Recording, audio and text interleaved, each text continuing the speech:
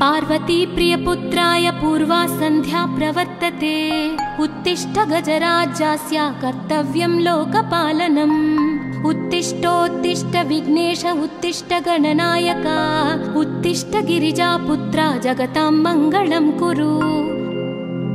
श्रीकाणिपाकवरसिद्धिविनायकत्वं प्रीत्याद्य जागृहि कुरु प्रियमङ्गलानि। त्रैलोक्यरक्षणकराणि महोज्ज्वलानि। श्रीमद्विनायक विभो तव सुप्रभातम्। श्रीमद्विहारपुरवास शिवात्मजात कूपोद्भवाद्भुतविलास स्वयंभुमूर्ते। श्रीदेव शङ्खलिखिताश्रितपादपद्म। श्रीमद्विनायक विभो तव सुप्रभातम्। श्रीनारिकेळवनशोभितपुष्टिगात्र क्षीराभिषिक्त शुभविग्रह तत्त्वमूर्ते। दिव्याङ्गमूषिकसुवाहनमोदरूप श्रीमद्विनायक विभो तव सुप्रभातम्। श्रीकाणिपाकवरभूतलवासतुष्ट हे आदिपूज्य अरुणारुणभानुतेज। प्राचीदिशाम्बरमिदं रविकान्तिनिष्ठं श्रीमद्विनायक विभो तव सुप्रभातम्। श्रीबाहुदा शुभतरङ्गसुबाहुदत्त सुस्निग्धशीतलकणानपि सङ्गृहीत्य प्रभातवायुरिहयास्यति सेवनाय श्रीमद्विनायक विभो तव सुप्रभातम्। गौरीकराम्बुजसुलालित दिव्यवक्त्र श्रीकण्ठमानसमुदाकरमोदरूप कैलासशैलशिखरस्थित बालभानो श्रीमद्गणेश्वर विभो तव सुप्रभातम्। दूर्वाङ्कुराणि जलजानि सुपुष्पकाणि बिल्वानि पूजनविधौ च सुसज्जितानि। नित्यार्चनोत्सुकमदोत्कटवारणास्य श्रीमद्गणेश्वर विभो तव सुप्रभातम्। हृत्कूपमध्य समुपस्थितचित्स्वरूप कूटस्थतत्त्वमिदमेव हि बोधनेन त्वामत्र भासि विदधासि समस्तशोभान् श्रीमद्गणेश्वर विभो तव सुप्रभातम्। श्रीमुद्गलाख्यमुनिसन्नुत सच्चरित्र वासिष्ठकृत्समदमुख्य ऋषीश्वरीत्या वेदोक्तदेवगणमन्त्रगणादिनाथ श्रीमद्गणेश्वर विभो तव सुप्रभातम्। ऋग्वेदकीर्तितगणाधिपज्येष्ठराज त्वं ब्रह्मणस्पतिरिति प्रकटीकृतोऽसि। आधर्वशीर्षमनुमन्त्रित दिव्यमूर्ते श्रीमद्गणेश्वर विभो तव सुप्रभातम्। ब्रह्मादिदेव परिकीर्तित वेदपाठाः त्वच्छूर्पकर्णकुहरौ प्रविशन्ति देवाः। श्रुत्याधुनैव परिपालय धर्मसङ्घान् श्रीवल्लभेश भगवन् तव सुप्रभातम्। हेरम्बलम्ब जठराद्भुत दिव्यगात्र प्रारम्भपूजनमिदं दयया गृहीत्वा सर्वाशुभानि परिनाशय सर्वपुत्र श्रीवल्लभेश भगवन् तव सुप्रभातम्। भानुदयेन न हि दृश्यति चन्द्रबिम्बं त्वत्फालदेश शशिरेव विभाति नित्यं। सत्यस्वरूप निगमागमसन्नुताङ्घ्रे श्रीवल्लभेश भगवन् तव सुप्रभातम्। कालाग्निरुद्रसुतकालनियामकत्वं कालानुकूलफलदोऽसि कलामयोऽसि। कल्याणकारक कलाधर शेखरोऽसि श्रीवल्लभेश भगवन् तव सुप्रभातम्। उग्रस्वरूप रिपुनाशक उग्रपुत्र सौम्योऽसि सोमविनुतोऽसि प्रशान्तरूप सर्वेश सर्वफलकारक सर्वमूर्ते श्रीवल्लभेश भगवन् तव सुप्रभातम्। दारिद्र्यदुःखभयभञ्जन दक्ष स्वामिन् तारुण्यविग्रहधनादिफलप्रदायिन् लावण्यमञ्जुलकलान्वितरञ्जितास्य हे विघ्ननाथ भगवन् तव सुप्रभातम्। गम्भीजतुष्टगणराजगकार पूज्य गान्धर्वगान परिवर्तितनादमूर्ते गाङ्गेयगण्यगणिताधिककलास्वरूप श्रीमद्विनायक विभो तव सुप्रभातम्। मूलादिचक्रनिलयोच्युतयोगमूर्ते त्वामादिदेवमनुचिन्त्य तरन्ति भक्ताः रागादिदोषपरिहारकवेदवेद्या हे विघ्ननाथ भगवन् तव सुप्रभातम्। लक्ष्म्यादिशक्तियुतशक्तिगणेश्वरोऽसि दिव्याक्षरोऽसि शुभमन्त्रविराजितोऽसि तन्त्रादिभिर्नुतनतेष्टतवल्लभेश हे विघ्ननाथ भगवन् तव सुप्रभातम्। नागोपवीतधरनाथ विनोदचित्त नागास्य नाशित महाघनतानुरक्त आनन्दतुन्दिलतनो बहिरान्तरस्थ हे विघ्ननाथ भगवन् तव सुप्रभातम्। भद्रे भवक्त्र नवभद्रद भद्रतेज रुद्रप्रियात्मज मदद्रव शक्तियुक्त आद्रीशजा मधुरवत्सलता निधान हे विघ्ननाथ भगवन् तव सुप्रभातम्। सर्वार्थसिद्धिफलदायक बुद्धिदायिन् विघ्नात्रिवज्रपरिपूज्य चतुर्थी काले भद्रं पदं दिशसि भक्तगणार्थितोऽसि हे विघ्ननाथ भगवन् तव सुप्रभातम्। बालादिभव्य बहुरूपधरोऽसि देव चिन्तामणिस्त्वमसि सर्वफलप्रदोऽसि त्वन्नाम दिव्यमणिरस्ति जगद्धिताय हे विघ्ननाथ भगवन् तव सुप्रभातम्।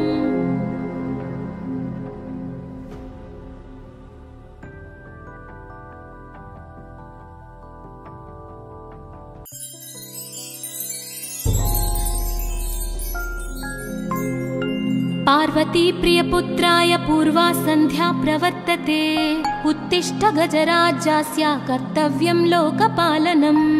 उत्तिष्ठोत्तिष्ठ विघ्नेश उत्तिष्ठ गणनायका उत्तिष्ठ गिरिजापुत्रा जगतां मङ्गलं कुरु। श्रीकाणिपाकवरसिद्धिविनायकत्वं प्रीत्याद्य जागृहि कुरु प्रियमङ्गलानि त्रैलोक्यरक्षणकराणि महोज्ज्वलानि श्रीमद्विनायक विभो तव सुप्रभातम्। श्रीमद्विहारपुरवास शिवात्मजात कूपोद्भवाद्भुतविलास स्वयंभुमूर्ते श्रीदेव शङ्खलिखिताश्रितपादपद्मा श्रीमद्विनायक विभो तव सुप्रभातम्। श्रीनारिकेळवनशोभितपुष्टिगात्र क्षीराभिषिक्त शुभविग्रह तत्त्वमूर्ते दिव्याङ्गमूषिकसुवाहनमोदरूपा श्रीमद्विनायक विभो तव सुप्रभातम्।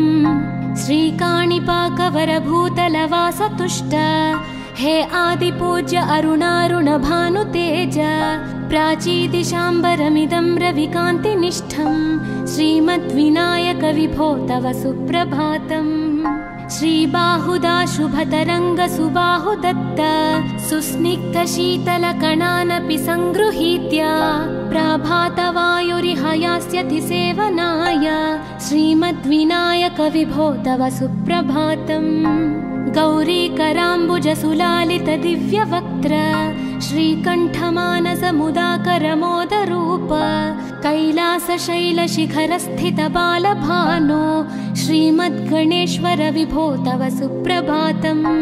दूर्वाङ्कुराणि जलजानि सुपुष्पकाणि बिल्वानि पूजनविधौ च सुसज्जितानि नित्यार्चनोत्सुकमदोत्कटवारणास्य श्रीमद्गणेश्वर विभो तव सुप्रभातम्। हृत्कूपमध्य समुपस्थितचित्स्वरूप कूटस्थतत्त्वमिदमेव हि बोधनेन त्वामत्र भासि विदधासि समस्तशोभान् श्रीमद्गणेश्वर विभो तव सुप्रभातम्। श्रीमुद्गलाख्यमुनिसन्नुत सच्चरित्र वासिष्ठगृत्समदमुख्य ऋषीश्वरीट्या वेदोक्तदेवगणमन्त्रगणादिनाथ श्रीमद्गणेश्वर विभो तव सुप्रभातम्। ऋग्वेदकीर्तितगणाधिपज्येष्ठराज त्वं ब्रह्मणस्पतिरिति प्रकटीकृतोऽसि आधर्वशीर्षमनुमन्त्रित दिव्यमूर्ते श्रीमद्गणेश्वर विभो तव सुप्रभातम्।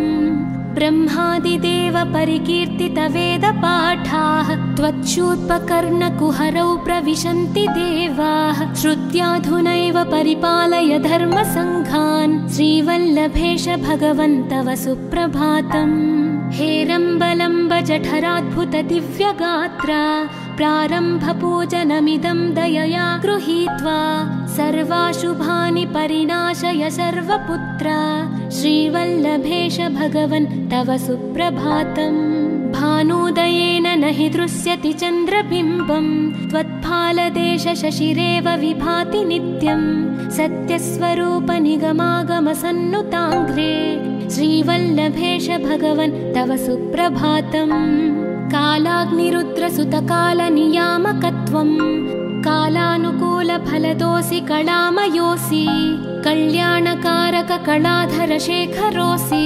श्रीवल्लभेश भगवन् तव सुप्रभातम् उग्रस्वरूप रिपुनाशक उग्रपुत्र सौम्योऽसि सोमविनुतोऽसि प्रशान्तरूप सर्वेश सर्वफलकारक सर्वमूर्ते श्रीवल्लभेश भगवन् तव सुप्रभातम् दारिद्र्य दुःख भयभञ्जन दक्ष स्वामिन् तारुण्य विग्रह धनादि फलप्रदायिन् लावण्य मंजुल कलान्वित रञ्जितास्य हे विघ्ननाथ भगवन् तव सुप्रभातम् गम्भीर तुष्ट गणराज गकार पूज्य गान्धर्वगान परिवर्तित नादमूर्ते गाङ्गेय गण्य गणिताधिक कलास्वरूप श्रीमद्विनायक विभो तव सुप्रभातम् मूलादिचक्र निलयोच्युत योगमूर्ते त्वामादिदेवमनुचिन्त्य तरन्ति भक्ताः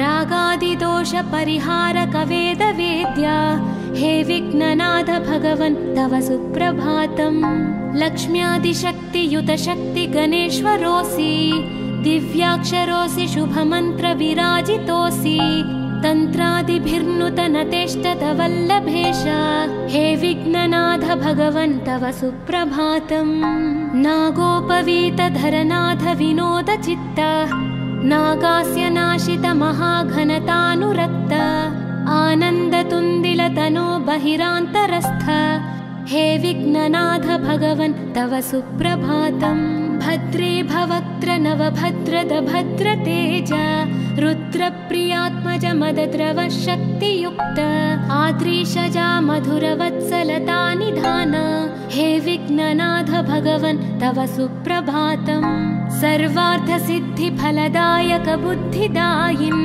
विघ्नात्रिवज्र परिपूज्य चतुर्थी काले भद्रं पदं दिशसि भक्तगणार्थितोऽसि हे विघ्ननाथ भगवन् तव सुप्रभातम् बालादिभव्य बहुरूपधरोऽसि देव चिन्तामणिस्त्वमसि सर्वफलप्रदोऽसि त्वन्नाम दिव्यमणिरस्ति जगद्धिताय हे विघ्ननाथ भगवन् तव सुप्रभातम्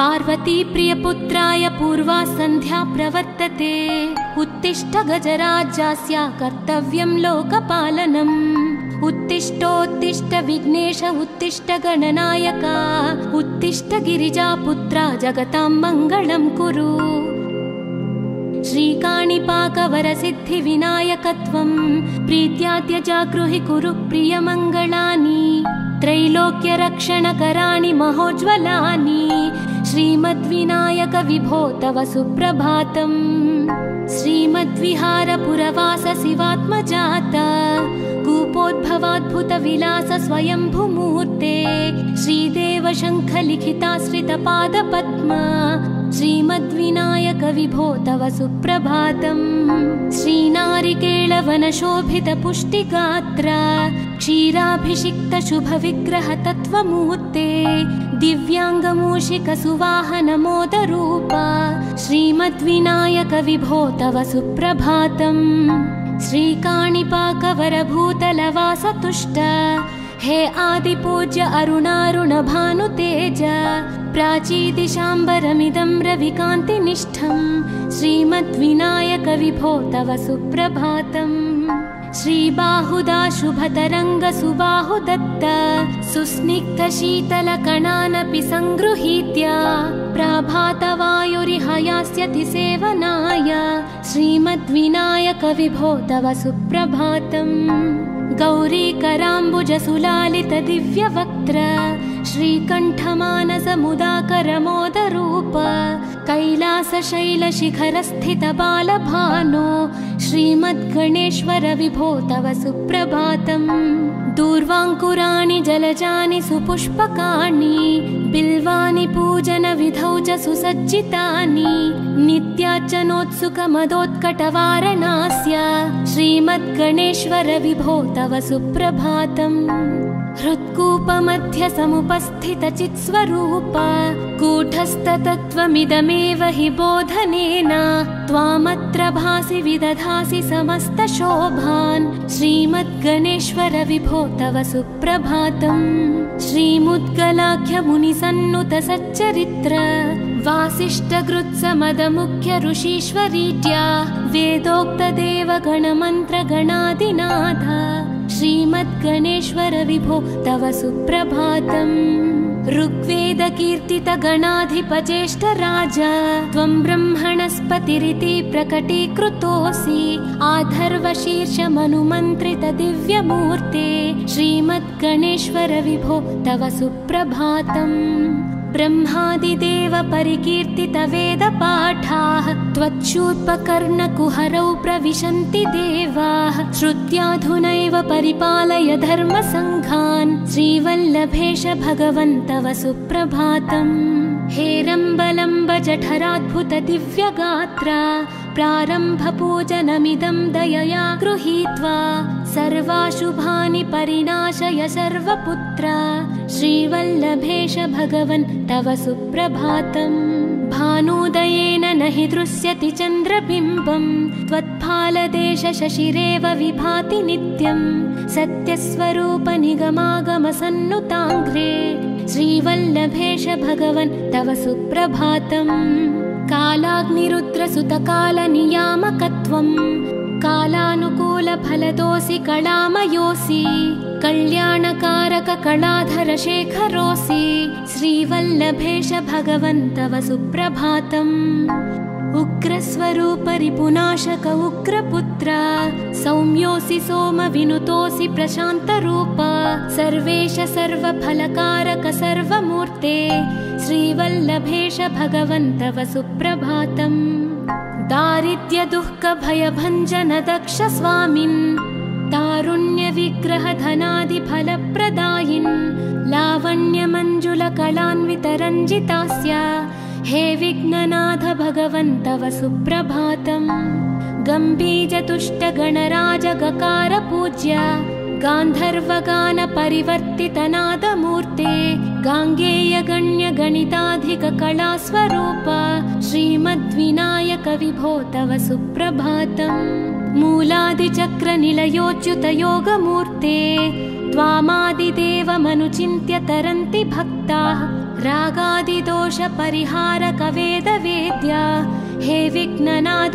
भगवन् तव सुप्रभातम् लक्ष्म्यादिशक्तियुतशक्तिगणेश्वरोऽसि दिव्याक्षरोऽसि शुभमन्त्रविराजितोऽसि तन्त्रादिभिर्नुतनतेष्टतवल्लभेश हे विघ्ननाथ भगवन् तव सुप्रभातम् नागोपवीतधरनाथ विनोदचित्त नागास्य नाशित महाघनतानुरक्त आनन्दतुन्दिलतनो बहिरान्तरस्थ हे विघ्ननाथ भगवन् तव सुप्रभातम् भद्रे भवक्त्र नवभद्रद भद्रतेज रुद्रप्रियात्मज मदद्रव शक्तियुक्त आद्रीशजा मधुरवत्सलतानिधान हे विघ्ननाथ भगवन् तव सुप्रभातम् सर्वार्थसिद्धिफलदायक बुद्धिदायिन् विघ्नात्रिवज्रपरिपूज्य चतुर्थी काले भद्रं पदं दिशसि भक्तगणार्थितोऽसि हे विघ्ननाथ भगवन् तव सुप्रभातम् बालादिभव्य बहुरूपधरोऽसि देव चिन्तामणिस्त्वमसि सर्वफलप्रदोऽसि त्वन्नाम दिव्यमणिरस्ति जगद्धिताय हे विघ्ननाथ भगवन् तव सुप्रभातम्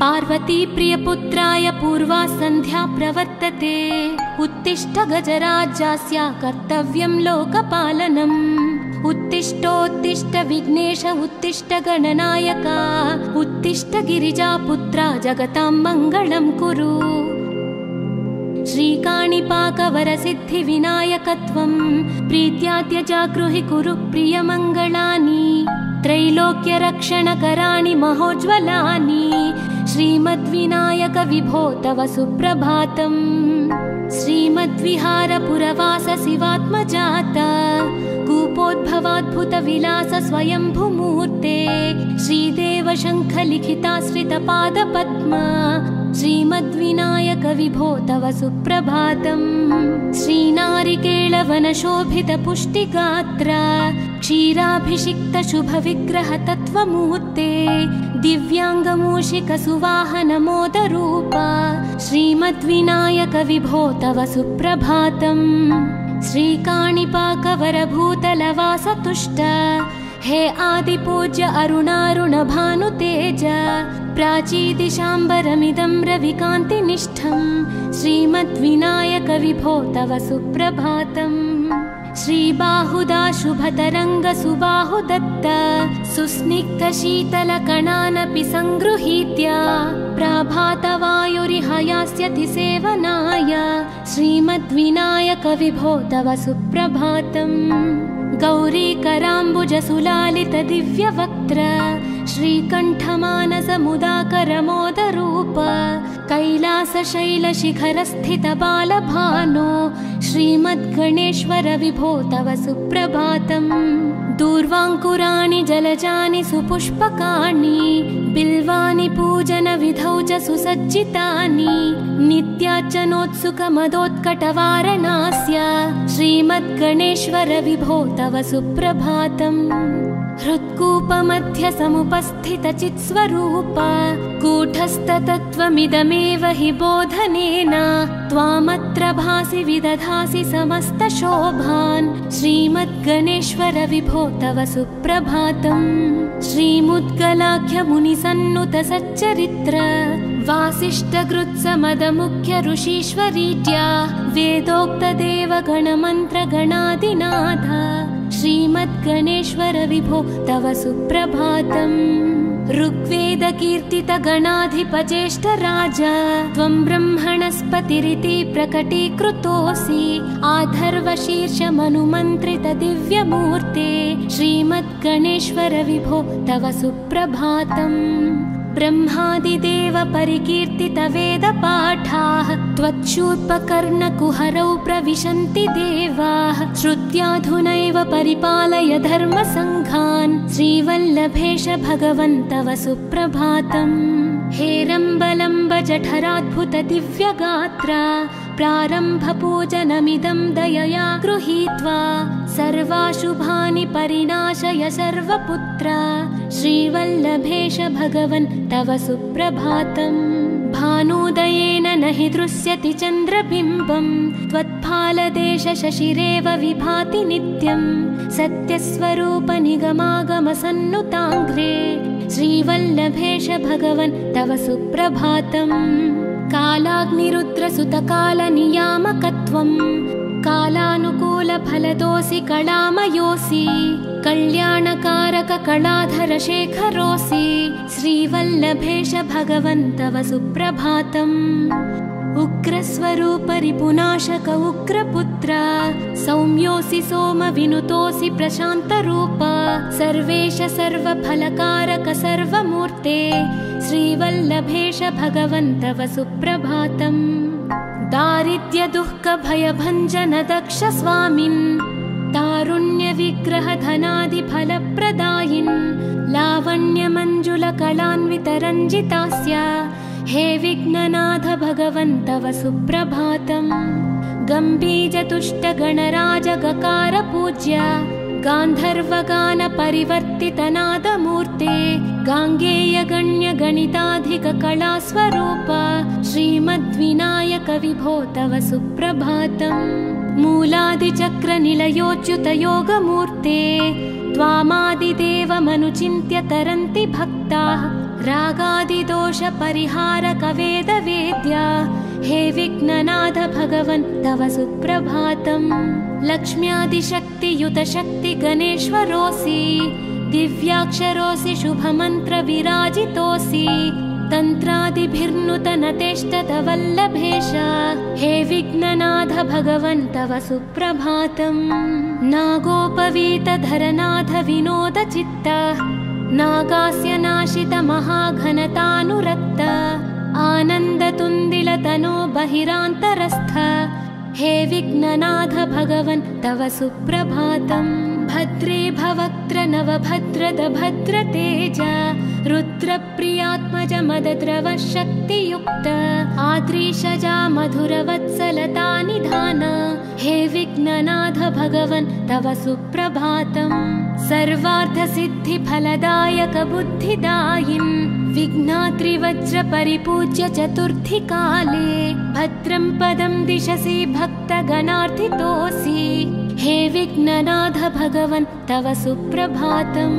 बालादिभव्य बहुरूपधरोऽसि देव चिन्तामणिस्त्वमसि सर्वफलप्रदोऽसि त्वन्नाम दिव्यमणिरस्ति जगद्धिताय हे विघ्ननाथ भगवन् तव सुप्रभातम्।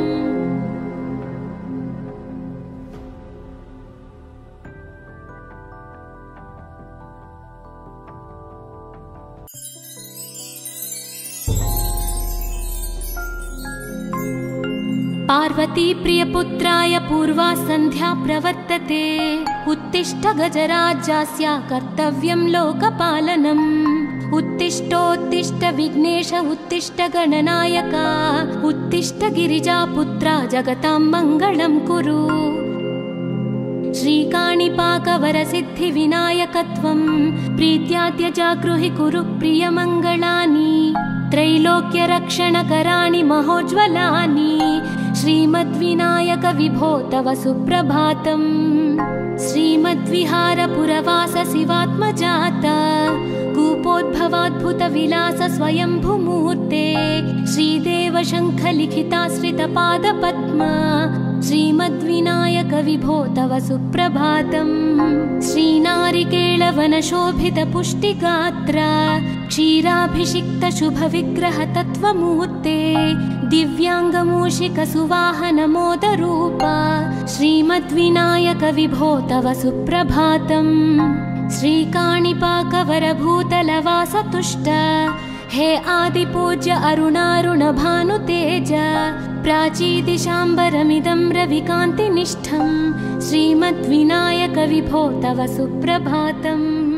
श्रीबाहुदा शुभतरङ्गसुबाहुदत्त सुस्निग्धशीतलकणानपि सङ्गृहीत्य प्राभातवायुरिहयास्यति सेवनाय श्रीमद्विनायक विभो तव सुप्रभातम्। गौरीकराम्बुजसुलालित दिव्यवक्त्र श्रीकण्ठमानसमुदाकरमोदरूप कैलासशैलशिखरस्थित बालभानो श्रीमद्गणेश्वर विभो तव सुप्रभातम्। दूर्वाङ्कुराणि जलजानि सुपुष्पकाणि बिल्वानि पूजनविधौ च सुसज्जितानि नित्यार्चनोत्सुकमदोत्कटवारणास्य श्रीमद्गणेश्वर विभो तव सुप्रभातम्। हृत्कूपमध्य समुपस्थितचित्स्वरूप कूटस्थतत्त्वमिदमेव हि बोधनेन त्वामत्र भासि विदधासि समस्तशोभान् श्रीमद्गणेश्वर विभो तव सुप्रभातम्। श्रीमुद्गलाख्यमुनिसन्नुत सच्चरित्र वासिष्ठगृत्समदमुख्य ऋषीश्वरीड्या वेदोक्तदेवगणमन्त्रगणादिनाथ श्रीमद्गणेश्वर विभो तव सुप्रभातम्। ऋग्वेदकीर्तितगणाधिपज्येष्ठ राजा त्वं ब्रह्मणस्पतिरिति प्रकटीकृतोऽसि।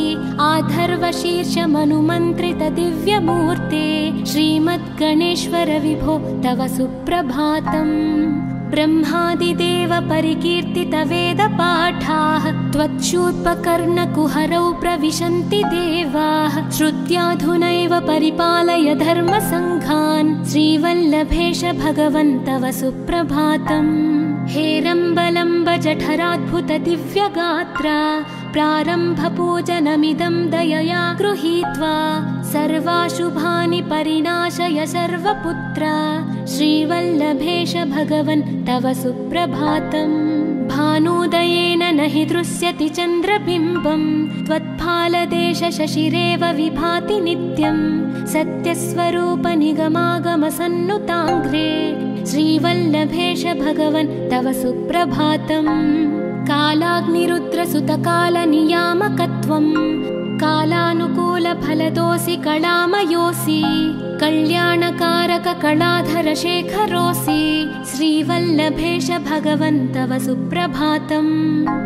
उग्रस्वरूप रिपुनाशक उग्रपुत्र सौम्योऽसि सोमविनुतोऽसि प्रशान्तरूप। सर्वेश सर्वफलकारक सर्वमूर्ते श्रीवल्लभेश भगवन् तव सुप्रभातम्। दारिद्र्य दुःख भयभञ्जन दक्ष स्वामिन् तारुण्य विग्रह धनादि फलप्रदायिन्। लावण्य मंजुल कलान्वित रञ्जितास्य हे विघ्ननाथ भगवन् तव सुप्रभातम्।